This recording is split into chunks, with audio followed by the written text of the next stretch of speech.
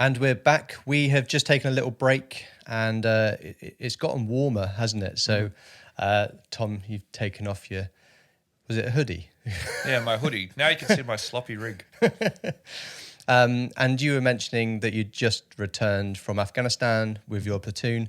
And so what does the next stage look like in your time in the military? So I just returned, seen a bunch of young soldiers do brilliant things. And I've come back to the Army. And when I've come back to the Army, we did all of our post-leave, sort of pre-leave documents and work in Dubai. In Dubai? So okay. We're coming through Dubai on the way back to Australia. Yeah. We haven't been home in about 18 months, maybe, 14 to 18 months. We were away for the whole pre-deployment period. The unit got moved from Adelaide to Darwin, which is, like 3 times the length of the UK in its whole entirety away from each other. So we hadn't been home in a long time. And so we did all our pre-admin and, I guess, return of all of our equipment in Dubai. So we're getting off the plane, going on leave. Okay. And we were roughly a company plus deployment, so about 180 people. And I came back in the second wave, which was the majority of the company. OC still in country, 2 IC in Dubai. So I'm in charge of maybe 80 to 100 people coming through the deployment. Anyway, at the airport, the brigade commander's there. I obviously welcoming soldiers back. And we deployed under the cavalry regiment CO, not our unit's commanding officer. Right, okay. So we had a different commanding officer. Like, we were still posted. So we're posted to the cavalry unit as an infantry company for the deployment. We'll come back. We got a new CO. We don't know who this CO is. Right. Well, we don't know him personally, but he's been the CO for about a year. We've been away for over a year. So, and he's not at the airport. Right. So the duty officer is this young sergeant. Is like, oh, sir, you got to be on parade on Monday. And I go, there's no fucking way I'm going to be on parade on Monday. And he's like, you want me to tell all these soldiers who are on leave now, because we did all this work on purpose to go on this parade? And he goes, yeah. And I go, and where's the CO? Like, the brigade commander's here. He's addressing the troops. Oh, he's at the football. Oh, okay. And where's the RSM? Oh, he's with him. Right. I go, cool. So I tell the soldiers they've got to be on parade on Monday. I'm super angry. I also find out that my uncle's died and they haven't told me for 2 weeks. Oh, no, okay. So they didn't notify me and I missed the funeral. Oh, okay. And that really annoyed me. Yeah, I bet. Because I know that they're supposed to as a junior officer, and they just didn't tell me. I don't know why. They thought it was a good idea not to tell me. No, for some reason, even though I'm going on leave, I'm going to miss the funeral now. Anyway, so I go through that process, and I'm still living on base because I've never moved off base because I've never been at home in a number of years. And me and one of the other subbies who were both soldiers together and became infantry officers together at the same unit, Greg Sargent. Great last name for a subby, Lieutenant Sergeant. Yeah. He's now a Major Sergeant, which makes it pretty funny. We're like, let's just fuck these guys. We get on the piss. So we get on the piss. 72-hour bender. We haven't drunk like 18 months. Pretty angry. And it comes to the Monday for the parade, and my platoon sergeant kicks down the door. My alarm didn't go off. Oh, right. And because I'd been in so many time zones, I didn't wake up.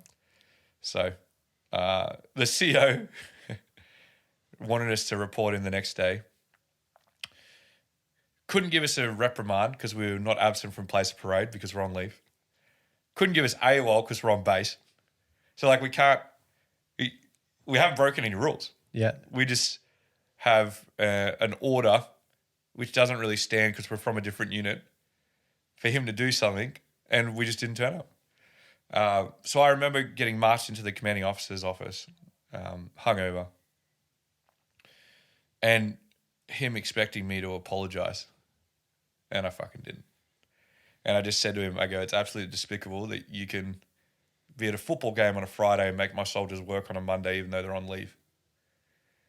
And he goes, oh, what are you going to do about it? I go, whatever punishment you give me, I'll cop it on the chin because I know it's not worth arguing. But I don't believe I've broken any rules. Mm-hmm.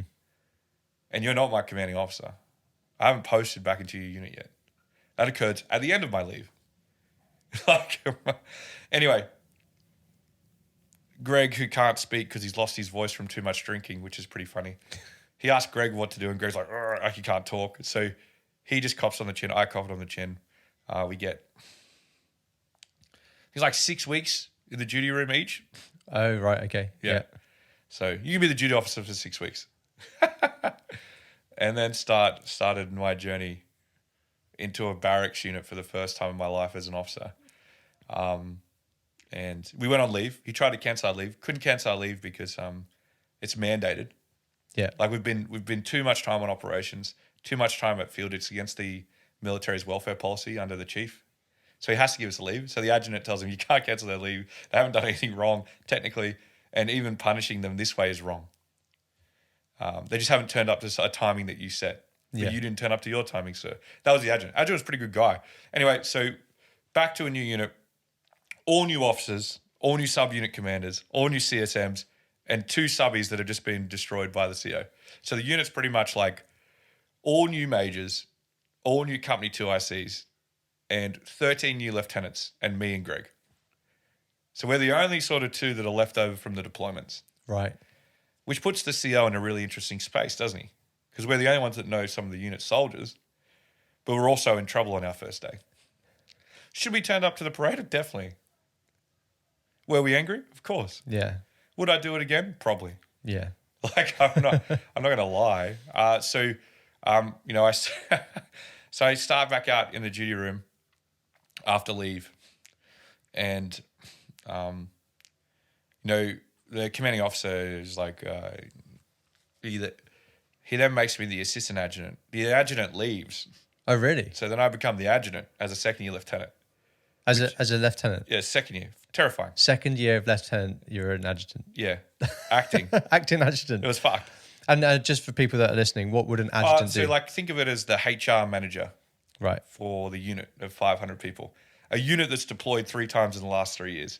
That's got a huge attrition rate. That's got huge mental health problems. It's completely been sort of destroyed in terms of capability. Okay. I don't know what I'm doing. And where is this? Where's this location? Adelaide. Adelaide. Okay. So then I'm doing this job,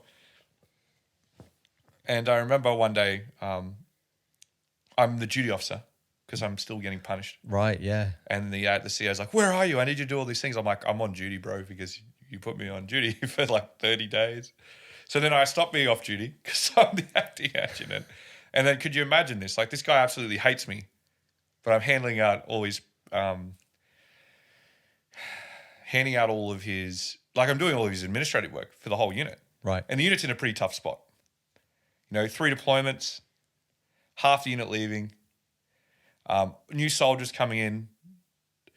They decided to, rather than keep the functioning companies, to split them all. So all the experience that was held in Bravo, or one company of 100, another that deployed to Afghanistan, is split across the organisation, which just made the whole organisation more toxic because they're not working with people that they've worked with. Yeah. So like all the lance corporals, or all the privates that are up for promotion, and like I don't want to be a lance corporal in a new company because that's not how it works. So that was a big challenge. We had a lot of sort of welfare incidents, which every unit does post a big deployment cycle. So then I had to solve all those problems, and I unfortunately did a pretty good job, so that sort of made it worse. And then I got sent back to being a lieutenant after 3 months because the CO just couldn't handle me. And I couldn't handle him. Like he would be like, "Tom, you need to get a haircut." I'd be like, "I'll get a haircut when you do." Right. Or like he'd be like, "Tom, go get me a coffee," and I'd be like, "I'm not your secretary." Like just all of those things that the adjutant's probably supposed to do, I have no care for. Okay. Because I don't want to be an adjutant. Yeah. You just made it. You haven't asked me. You sort of have no one else. But so I sort of sorted out a lot of things, including the rehabilitation unit, the medics, and a whole bunch of stuff. So we sort of ended on, I would say, average terms. Mm-hmm. And I ended up going back to the infantry company, and I go back to my platoon office, and it's just destroyed. Right. And I was like, whoa. So like, we have like 12 new soldiers. My platoon's capability that we built is all gone. My sergeant's on courses, so he's recon, all this sort of stuff. So all this stuff's gone away. So we have to rebuild that. And then because I've rebuilt that, they make me the company 2IC. Oh, really? So now I'm reporting to the new adjutant. Okay. Which is just, so I'm back into the administrative cycle because we don't have a company 2IC. So now and that's a captain's job.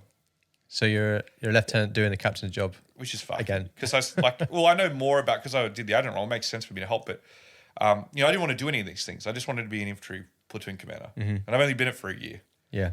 And I was pretty arrogant. I was pretty annoyed. We had such a good deployment, and then I had an experience of a good unit, and then see a unit that's in a mess. Or needed to turn around in a lot of ways. They put me on they asked me what platoon. So I got a really good report from Afghanistan and from the CO. So the career management, we want you to, what support company course would you like to do? Would you like to do recon? Would you like to do assault pioneers? So to get a support company position in a rifle battalion's hard. They usually get an extra third year. And because I'd scored so well, they're like, oh, hey man, do you want to, what course do you want to do? And I want to be assault pioneer. There's no way I'm carrying a mortar tube around. I've carried enough machine guns, so I don't want to go to direct fire support or anti-tank. I don't want to be in reconnaissance because I don't believe in it. Right, okay. And he's like, what do you mean? I go, there's no way that reconnaissance isn't drones at the platoon level. Why are we still creeping around the bush? And also, I'm like 6'2". I'm too big to be a reconnaissance patrolman. You can see me a mile away. It doesn't matter how, one of the platoon commanders is 5'6" and a gymnast. He's your guy. Yeah. He can't be seen anywhere. So I don't want to be reconnaissance. And I really want to blow stuff up. So, and I don't mind digging a lot of holes, which is what assault pioneers do. Yeah. I would like to be the assault pioneer, and they kick me out of the office and bring me back. You're going to be the reconnaissance platoon commander. I'm like, I don't want to be the reconnaissance platoon commander. They're like, why? I go, I'm carrying too many injuries. I'm not going to be able to do it. The fastest path to becoming a commanding officer is to join the recon club, which it is. They're the fittest dude in the battalion that has the direct report to the CO.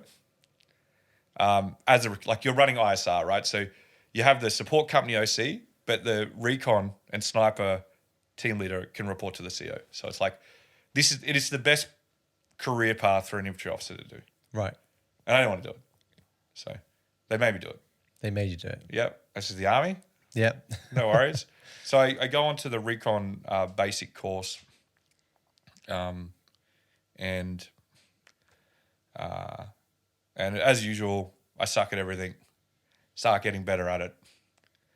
And I was in the patrol phase of the course. I didn't really see eye to eye with the platoon commander. He was pretty much preparing people for selection, which is not what the unit's supposed to do. 5 soldiers had been hospitalised from injuries on the course in really bad ways, falling 18 foot from a rope because they had to climb it until they could fall 18 foot from a rope. Right. Just really silly resilience-based PT, which I understand the reasons to grow grit and resilience, but, does it need to happen in the training course or does it need to happen in the platoon? And there is a little bit of, it needs to happen in the course so you can assess if they can do it. And then once they can assess that they can do it, you then build it out in the platoon. Mm-hmm. You shouldn't do it for 60 days straight. Mm-hmm. Yeah. Yeah. But selection only runs for 12 or something, or 21. It's not even as long as whatever this is. So for me, my body started to fall apart and I was sitting there covered in camouflage as this big dude. And I'm using binoculars going, I had better equipment in Afghanistan to do reconnaissance. Why are we still teaching it this way? So then fundamentally I had an issue with the course. I got hypothermia and went down with hypothermia and I basically quit. Okay. It's the only time in my life I've ever quit. And after that, my whole life unraveled. Right. So, It didn't matter how many people were injured. It didn't matter that there were complaints from the course from sergeant majors. It didn't matter my opinion on reconnaissance. It just mattered that the high-flying guy with the big mouth has now quit. And all of the things that you've done well are out the window. So I come back into the unit. I get a scathing report from the course owner, who's a first-year captain. And, you know, the commanding officer's pretty much like, got ya. He was why wouldn't he? Because I've been a prick to him. So I get downgraded in terms of medical status because they realize my legs aren't, I keep walking and falling over. So I started to, every 3 or 4 steps, my leg would seize up and I'd fall over. And that led to the investigation that I had severe osteoarthritis in both legs and was told I wouldn't walk properly ever again, which then led to me getting stem cell and doing 12 months of rehab to come back. But effectively, I can't deploy outfield. I'm injured. I'm a Company 2 IC. I failed the recon course because I've quit. I could have passed it. I just quit. And I'll never forget that because I haven't quit anything since. And the unit, in terms of its new officer cadre, doesn't like me. So then it gets weirder.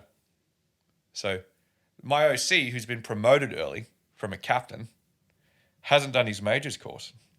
Right. So guess who becomes an OC? Do you? Yeah. What? It's fucking terrifying.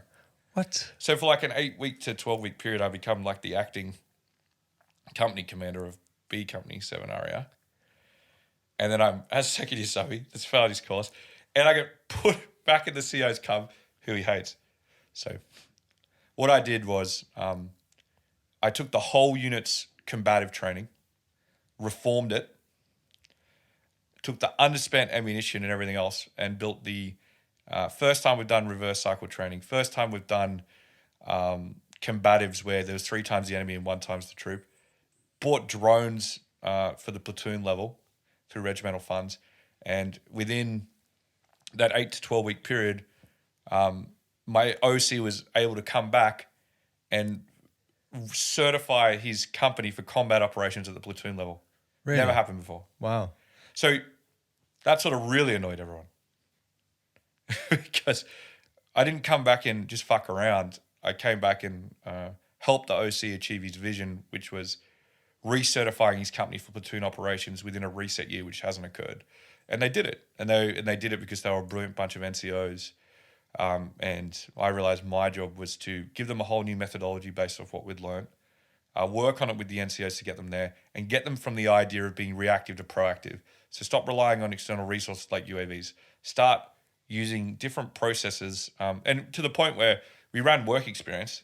We got a bunch of 16-year-old kids in, and they beat the scenario faster than a group of corporals through different methods of lethality that they just learned from video games. So it was quite a transformational process, and that sort of guide for combative training is still within that battalion today. That's good. That's good. Yeah, and my senior NCOs and the CSM were all big supporters of it. So, this dude that's, at this point I'm seeking redemption, right? For myself, not really for the unit. So I do that, and then...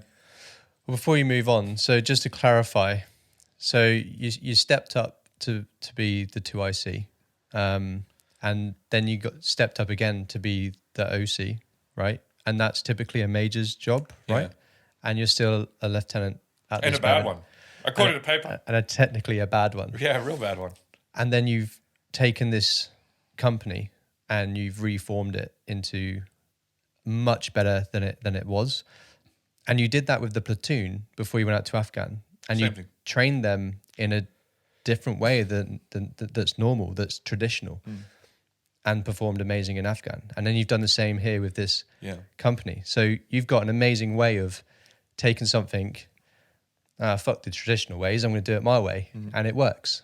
So you've got like this amazing mindset of how you can envision changing and molding a group of people.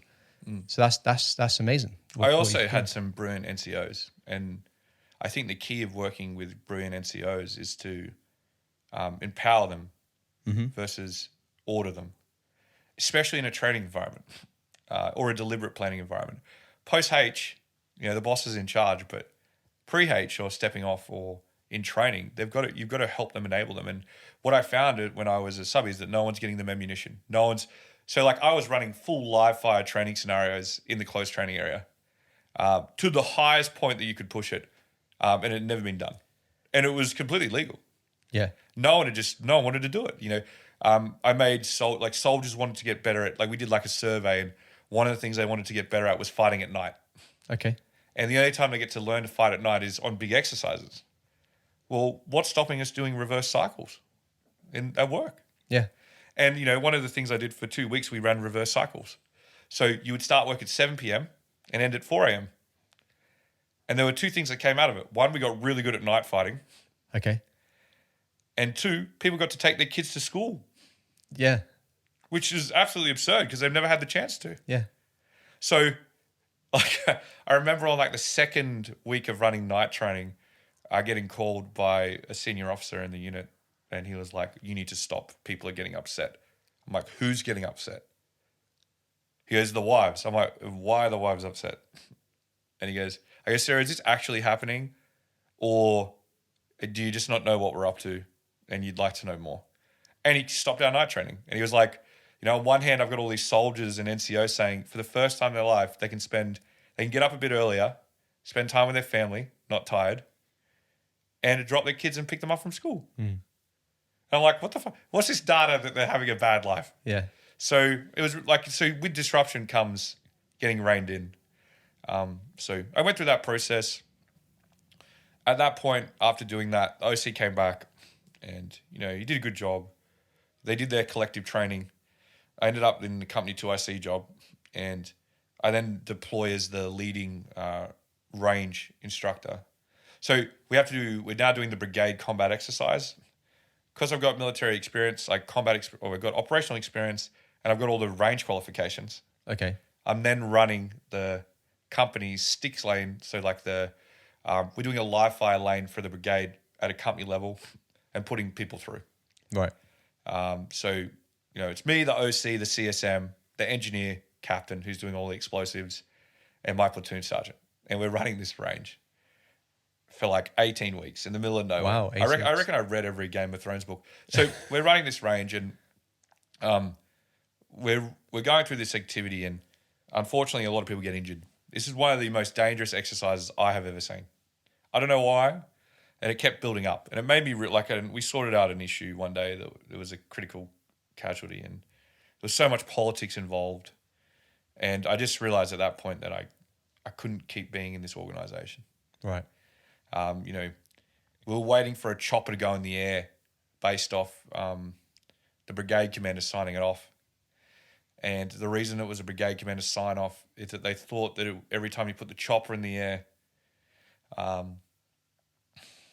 that it would cost money. And that's not how we actually do the contracting. And you know that if you went to the range brief. Right. Yeah. The chopper can go in the air as soon as there's an issue. Yeah. It's paid for the duration of the activity. So you've got obviously your military choppers, but then you've got your medical choppers that we also rent because we don't have enough equipment. Okay. And because we don't have enough pilots, we don't have enough. Anyway, the point is that we have a critical casualty. They're sort of dying, and we can't call in a chopper. And so, I get on the net and call it in. And that got me in so much trouble. I bet. But the point out of it is, I had to reiterate to them, this is not Afghanistan. We don't need a 9-liner. We're literally here. This person is, the NCO that's administering first aid is having a traumatic breakdown dealing with this. So the CSM's going out to sort it out, but you need to get that bird in the air right now. And I was like, are we not doing this because we think we have to pay per flight? I said that over the net. The whole net goes quiet. And I was like, because we don't. And then it went up. Okay. And I was like, ugh. So, and I'm not saying the Army's not a brilliant organization. It does brilliant things and it does some very dangerous things, and these things can occur. But, I was pretty bitter at this point. And then at the end of the year, they changed my posting to the recruit training school. Oh, really? Okay. And I'm like, I'm a medically downgraded officer going to teach recruits. Not a good idea. If the first thing you see as a platoon commander is someone that can't walk properly, would you really follow your first platoon commander in a unit? The answer is you probably wouldn't. So The CO wants to get rid of me, get posted out of the unit. All of the CSMs are like, we need you to come back and help us deploy, because they were going to Iraq under a mentoring mission to help counter ISIS.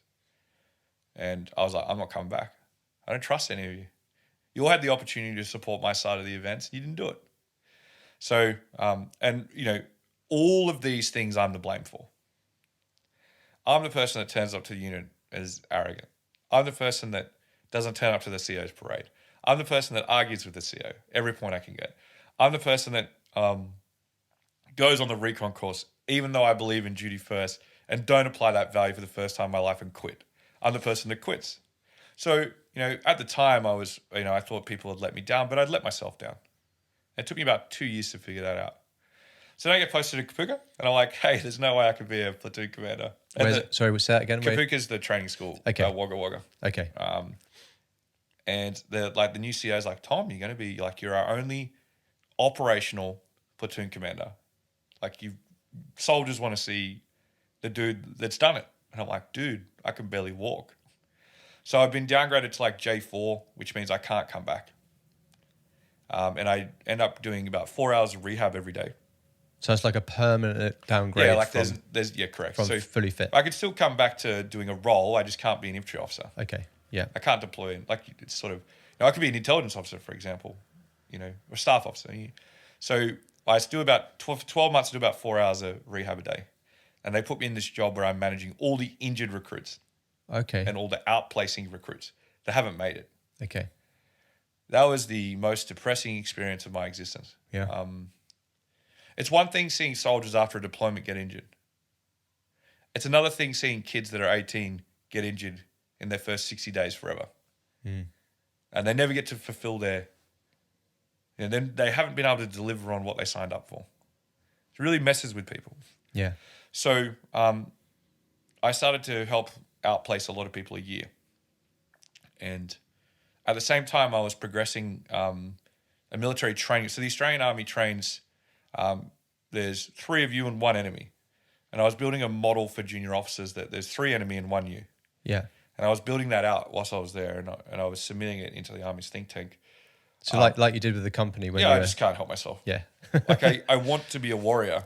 Yeah. So I also realized that the stem cell that I need in order to go through rehab isn't getting paid for by the military. So I fork out 50 grand and pay for it myself. Wow. Which was interesting. Anyway, so I get the stem cell. I'm doing this admin job. I'm dealing with career transition. And it was really, I get to the point where I'm doing the fitness assessment about 9 months into this 12-month job. And I could pass the run, nail it. Pass all the push-ups, pass all the heaves. Probably the fittest I've ever been in my life. Put the pack on to do the ruck march. Knees just blow out. Oh, no. Okay. So the body can't handle the weight. No matter what I do physically, I can't be the infantry soldier again. I became very suicidal. Okay. Difficult to accept it. All I wanted to be is this warrior. Yeah. Yeah. In this particular case, I've done everything I can to come back. All the doctors at the start said I'd never come back. Me being me, I refused to listen to them. I could beat anything. And, 9 months. So I attempt suicide a few times. I get stopped by the same guy every time. He's still a brilliant friend of mine. And, because I can't walk and I'm dealing with people that are going through a very bad change in their life. These kids have failed, sometimes out of their own accord and quit, and other times because their body is crippled or it's just the wrong time. Mm-hmm. It's pretty sad, So you're seeing dreams get ruined every day and your dreams ruined. Yeah, yeah. And what ends up happening is all of these things that you think you are all get burnt off. Mm-hmm. And there's just a little hub left. And that hub is terrible. You realize that this is all came about because you're a quitter. That you haven't been humble. That you haven't given every opportunity that someone's tried to give you. And you haven't listened. So I had to drive to Sydney 5 hours every weekend to live with my mum and dad to make sure I could get through the next week. So it was like 10 hours of driving every week to live. And I did that for the last 12 weeks of my time at that organization. And I've never, ever, ever been more depressed in my life. And I didn't really appreciate suicide that much until I realized that you don't want to do it. It just seems like it's the only way out of the hell you found yourself in. And what ended up happening was they asked me to deploy to Iraq, even though I'm medically downgraded. Okay. And I'm like, I can't do it. I don't think it's the right thing for the unit. I get in trouble. So they're like, you're going to deploy anyway. And I'm like, I don't think so. And I think people were just a bit frustrated and tired, and I'm a difficult person to deal with. So I don't really judge any of the actions of any of these people now. I wasn't making it easy for anyone. I wasn't making it clear in my intentions. And my commanding officer, a colonel, and the lieutenant colonel that supported him, like, hey man, you got to get out of the army. So they say it to me. They're like, dude, you've blown this. Like they're gonna come for you. And I don't think they meant that in a bad way. I think they meant that I've dug myself a pretty bad hole. You're injured and you're going anyway. Let's get you out of here before you kill yourself. And very thankfully, the adjutant of the unit, the LT colonel and the colonel, put me on leave without pay within about 30 days. Okay. And that OC that supported me is still the best OC I've ever had. She was fantastic. And if they hadn't have put me on leave without pay, there is like a 92% chance that I wouldn't be here right now. So, even in the time where I'm bitter and resentment about military's leadership, it's come through for me. Mm-hmm. Like the OSB. So I then go on leave without pay. Can't get a job. So this leave without pay, is that to help you transition away from the military? So you'd taken their advice and you'd chosen that it is the right Correct. Like I have to, I'm crazy, mate. Like I can't be in an environment where I'm dealing with people who have lost their dream when I've lost my dream and I'm undergoing significant medical rehabilitation. But did you make that decision after their advice? Correct. Or did they tell you? Pretty much. They told me. They told you. Okay. Like it's like, hey man, I went to Canberra. You have stirred up a pot. Okay. Your ideas are great. We need people like you, but it's time for you to go. Right. And, I was going to be medically discharged anyway. So it was just like, why sit here, work a desk, be a suicide risk where we could just get you out. Okay. And the reason it was leave without pay is I still had more time left on my service obligation, because when you go from being a soldier to being an officer, you've got to re-sign. Okay. Yeah, so you got to re-sign for 6 years. Right. And I still had 2 years left.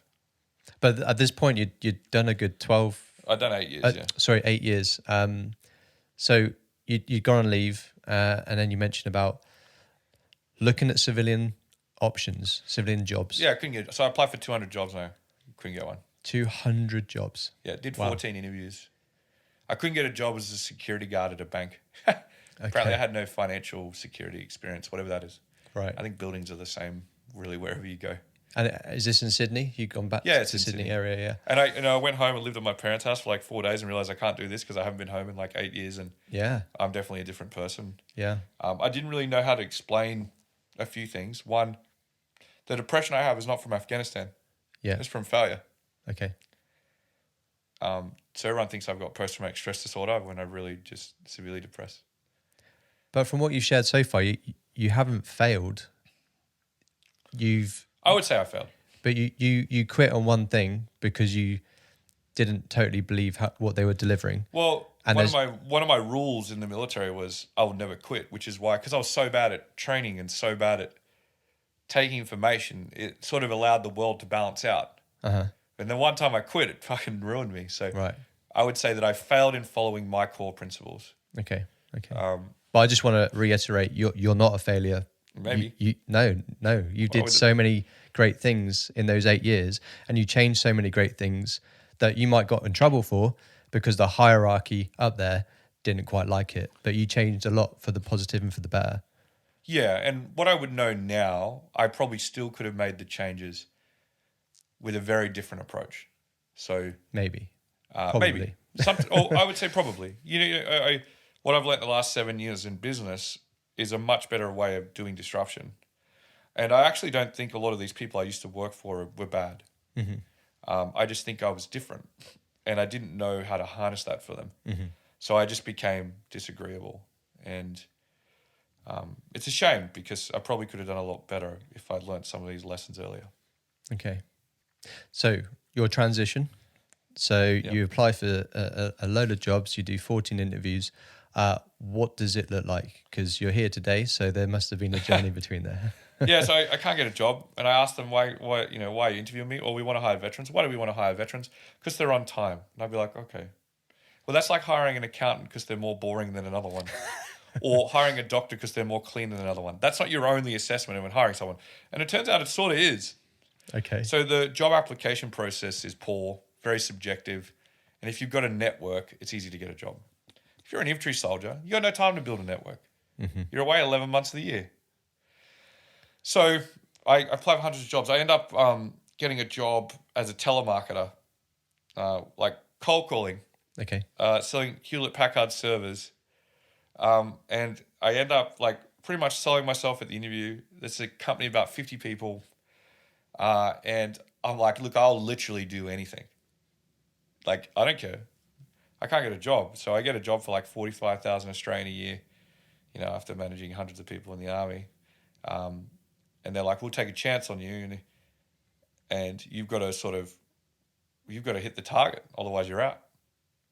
So I come to this job at this small company. I have a lot of respect for the CEO, actually, of this company. I still have a lot of respect for him,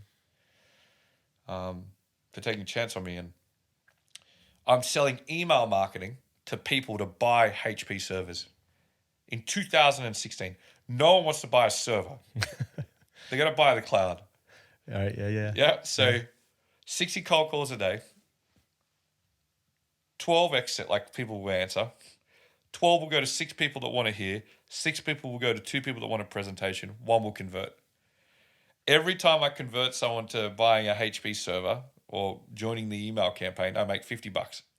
Right. So it's probably the definition of underemployment. Right? So I'm like, well, after about 30 days of doing this, I'm like, this shit doesn't work. Like, this business process doesn't work. So I get a HP bag and a HP laptop versus calling. I go out and see the customers, the 895 resellers. First time I've seen someone from HP, which I wasn't, in something like 7 years. And we sold $20 million worth of servers. Okay. Which was like 25% of the annual target. Wow. So again, you changing it up, doing something different. Well, I think I created more problems than I solved. But the point was that, and they came, like their company, Hewlett-Packard, came to me and offered me a job, not at this company, and they wanted to pay me a lot of money. Like 5 times what I was on with no training, and I broke all their rules. And I sat there and I was sitting there and I was like, oh, I've been doing this for about a year. So let me get this right. I don't turn up to work. You don't train me. I break all of your rules. And now you want to promote me. I thought the army was dysfunctional. You guys are crazy. And it was at this point, one of my soldiers attempted suicide because they couldn't get a job. So I took all the money that I made, quit my job, and started With You With Me. Okay. And the CEO let me do it. A CEO, of that company. I'm very lucky. I think they were so terrified. Like they were trying to fire me because I wasn't turning up to work, but I was still hitting the numbers. Right. So they obviously wanted to fire me because I'm not fitting in with the company culture. Yeah. And I don't think I could fit in with any company's culture, to be frank. I didn't really fit in with the Army's culture. And so he helped me start the business, gave me a lot of advice as being an entrepreneur. And, we started in my kitchen 7 years ago. So you mentioned the about company. $500,000 worth of cash, sold all of our assets, me, 2 other co-founders, and worked out of my kitchen full time.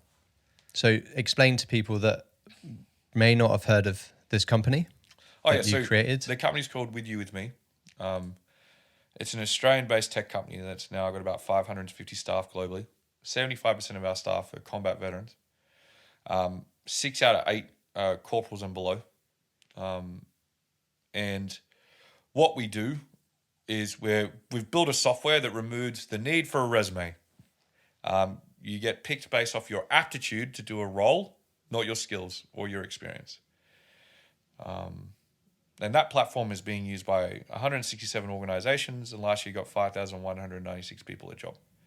And the differences about what we do is that you can access our testing for free. We train you in a tech job. There's 42 of them that we can train you for.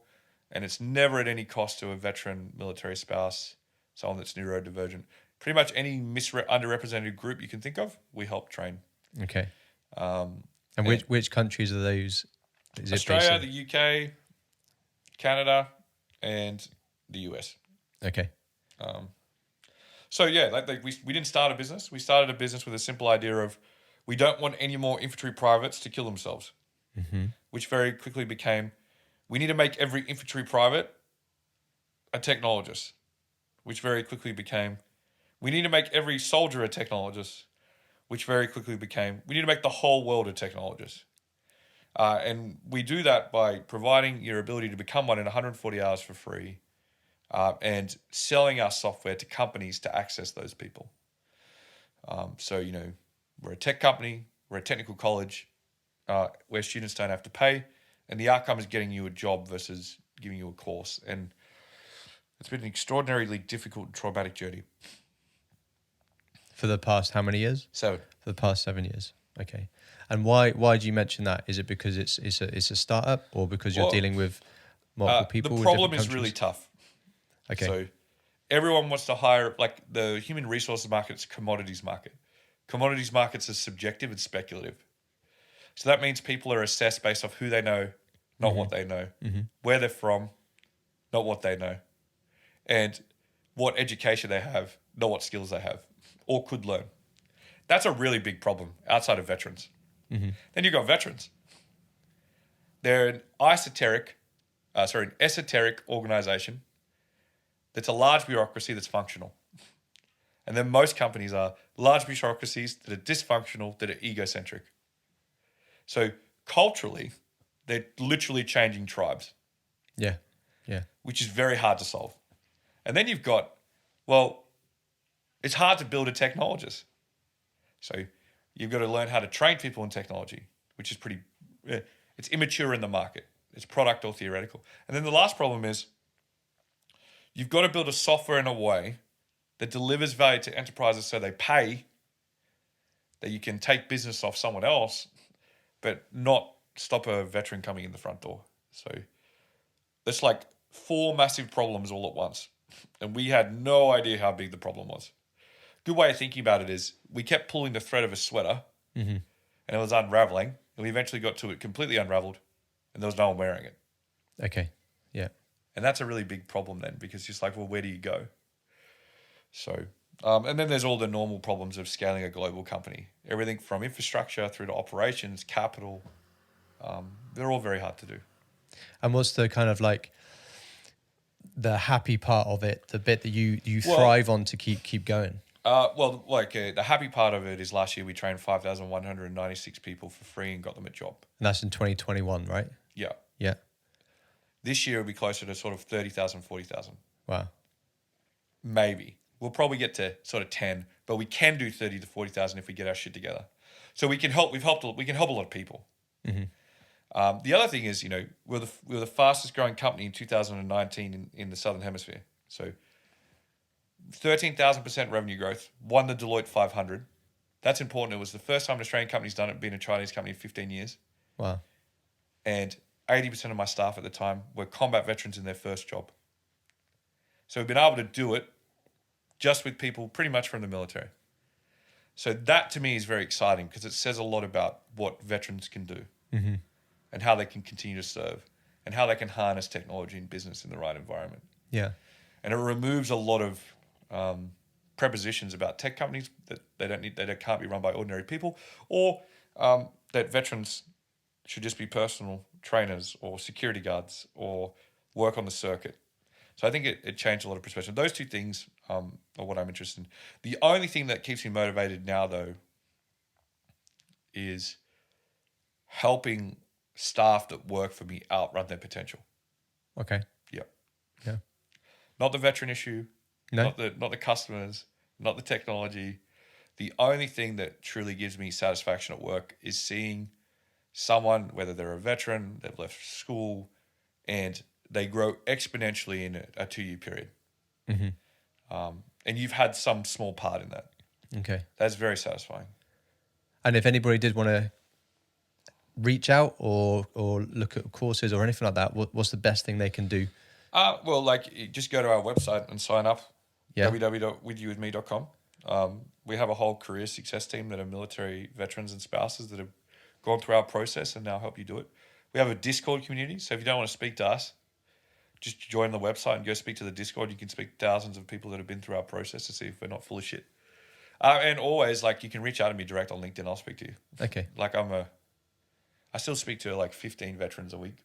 Yeah, that's cool. Have to. Keeps my brain right. Yeah. It's not solved yet. And so your transition it's been a little while now. You've had time to adjust. And how has it been for you being out of the army now? It's a struggle every day. I'd be lying to you to say I'm over what happened to me in the military. And mainly because I have to talk about it all the time. Yeah. So if you want to solve the transition issue and you want to be authentic, you have to tell your story a lot. Sure. And my story is not a positive one. So I haven't had a chance to get over the trauma I created for myself. Okay. So that's tough. 2, it's really hard to build an esoteric company. The military has done a lot of great things in its structure that I didn't realize till I built my own. So, being a warrior was the best job I ever had. I wish I was still a warrior. And fundamentally, I don't enjoy business. I don't know why. Yeah. I don't think it has enough symbols. I don't think you can touch it. I don't think you can. It doesn't smell of anything. You can't lick it. There's like, if you go to the army, you remember exactly what recruit school smells like. You're like the army has all these symbols. There's none of that in a company. You have to build them, but it's not the same sort of level. So, it's a really difficult problem. We're helping people, yes, but every day we have people that come in that are in trouble. So you also have a constant feedback loop that you don't know you've helped someone until a year out. So that information on if we've done a good job is about a year away. Yeah. So that's really hard because then you're dealing with all of the problems that someone whose life has changed or is changing with them along the way. So I would say that my transition hasn't occurred. Okay. And I'm well and truly in the middle of it. And it won't occur until I stop being the CEO. Okay. Yeah. And then I've got a couple of questions for you. So how is your body since you left? And you didn't notice today I've got a limp, so it's no, average. Didn't notice. I thought you were just stepping over my equipment. So No. I sort of have to get stem cell every year or second year. Okay. To keep the cartilage there. I'm a lot more unhealthy based off the amount of hours I work than I should be. Right. But I'm doing a lot of things. Like last year I was diagnosed with severe depression because my body doesn't produce as much serotonin anymore. It produces too much dopamine. Right. So 3 years ago I had a really less fat head. I have no really fat head because it's producing so much adrenaline. Okay. So you could say if I stop talking, I'll die. It's like the job I'm addicted to dopamine and my body's powered by dopamine, which is stops serotonin. If you don't have serotonin, your body can't de-stress. Right. So it means I'm constantly alert. So I'm satisfied at work, but unhealthy. Okay. Because I was going to ask how is mental health, and that's important to talk about. And it sounds like you are knowing more about yourself these days. Yeah. But are you okay? I have a very open approach to mental health. I have to take certain medication to increase serotonin because biologically it doesn't do it anymore. I had to go on a sleep apnea machine because I was choking throughout my sleep all night and getting no sleep. And I see a therapist about 1 day a week to slowly unravel my own issues. But the reason I tell you that is I tell everyone in my company that. Biologically, all of these issues are occurring. It's not occurring because of the environment. So my body not producing serotonin has changed my brain, which means that I've learnt that with mental health, it's not always a response to the traumatic environment. Right. It can also be your body just changes. Yeah. Which has really increased my understanding and acceptance of people going through challenges. Okay. And that's worth sharing. So thank you, because someone listening to this might need to hear that. Well, like as a CEO, we have a plan that you can, we call it getting back to fierce. You can see mine, what I'm doing every week. Why am I doing that? It's not so you feel sorry for me. It's just so that if you're having a mental health problem, whether it's work-related or not, it's okay to spend some time solving it without losing your job.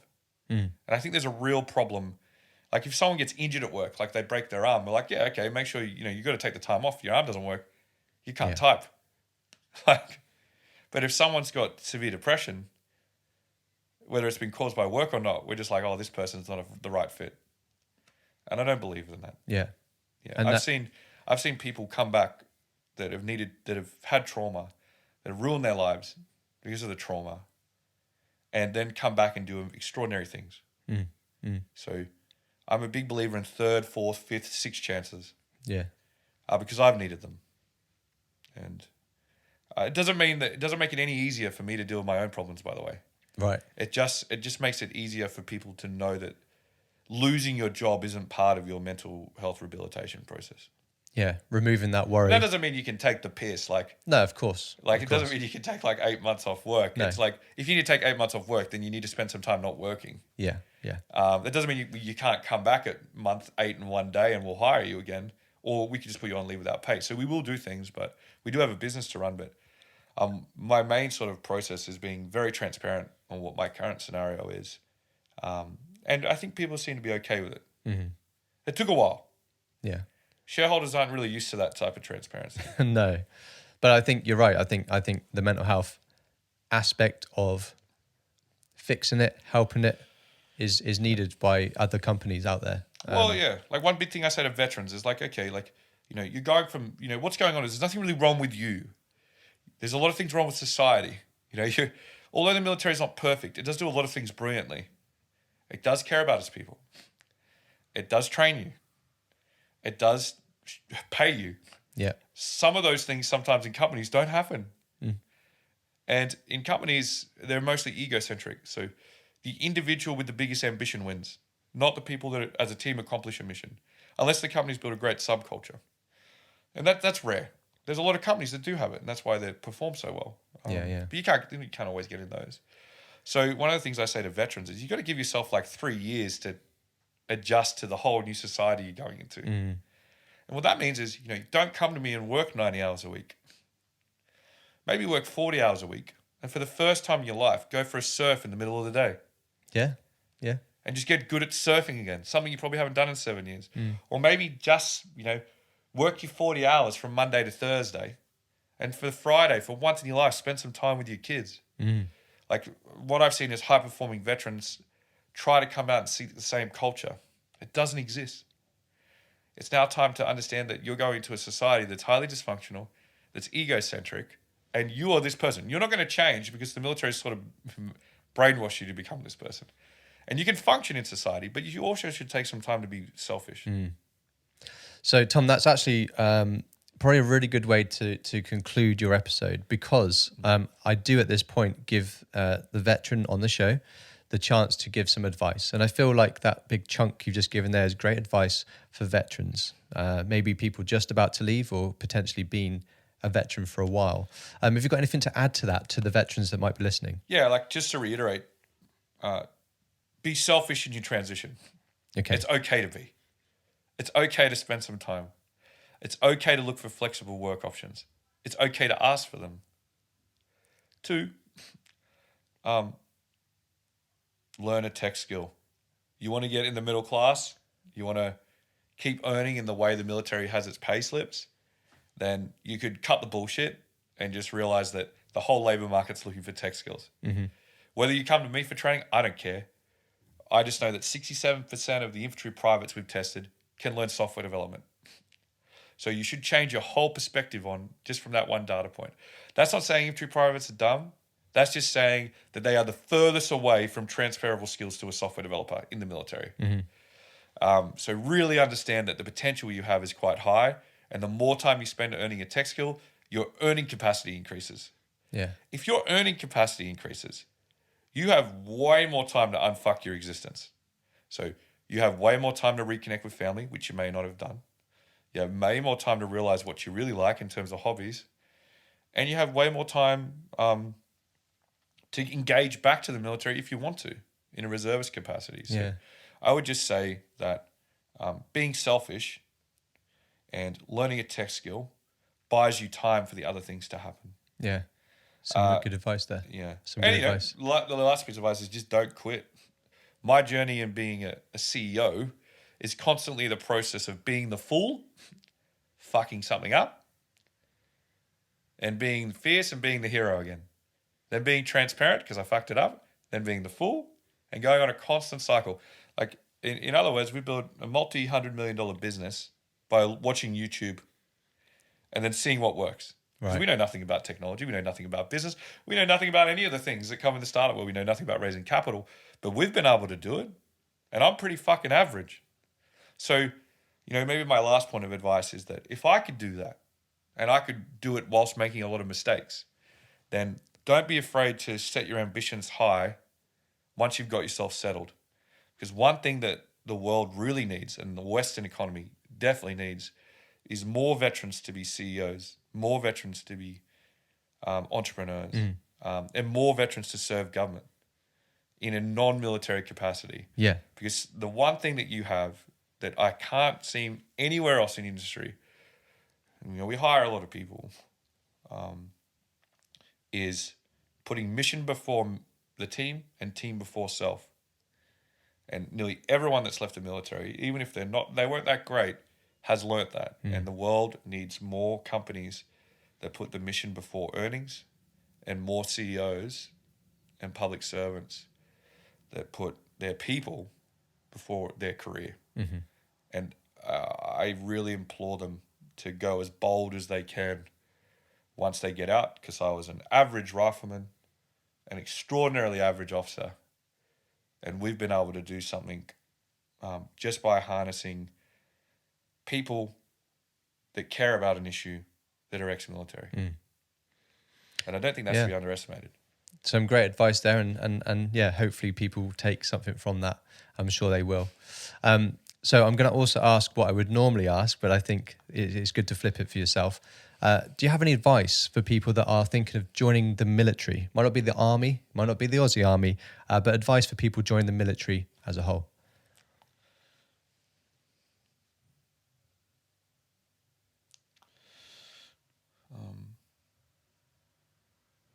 If you're looking to have an impact and you want responsibility versus just talking about an issue, join the military. If you're one of those people that wants to talk about a social issue but never do anything about it, then don't join. So my key advice is that if you're at a young age, you should be going into the unknown and seeking responsibility. You should sign up if you want that. Okay. For me, you just saw a whole journey of how bad it can be, or how right it can be, depending on how you look at what I just said. And in some cases it's bad, in some cases it's right, and in all cases it's been done by me. So yes, there is a large organization, a large culture, but you've got to be responsible and accountable at every step of your military journey. And if that's something that excites you, go for it. The world needs more warriors that care about others, and then the world would need more CEOs that have been warriors, I think. And the other one is just get really fit. Like, it's much easier to go through recruit school if you are physically performing. Trust me. Yeah, most definitely. Yeah. Most definitely. Yeah. Some great bit of advice there. Wonderful. Well, Tom, I think we have concluded your episode. How did you find it? I know we had a break in between, but how was it coming on the show for yourself? It was a bit cathartic. Okay. I haven't told the full story in a long time because it's quite difficult. And I still learn a few lessons about myself every time. So I appreciate the time today. No worries. Well, thank you for sharing what you've shared and, going over what you've gone through again. So thank you for that. And thank you for your time. Thank you for giving up some of that today. Being a CEO of a successful company, but you gave some of your time today for the show. So thank you very much for doing that. I wouldn't be an okay CEO, not a good one. I wouldn't be an okay one if I didn't spend time speaking to veterans. And maybe the final note is that, the Army for me was a difficult process, but it's still the greatest people that I've ever worked with on the most noble mission that I've ever had. And every moment of it is something that I wish I could still have. So that's cool. That's cool. And I say this to all my veterans. I have not pre-warned you, but I'm going to say it anyway. So Tom, thank you for your service. Thank you very much. Likewise. No worries. This has been Military Veterans Podcast. Out.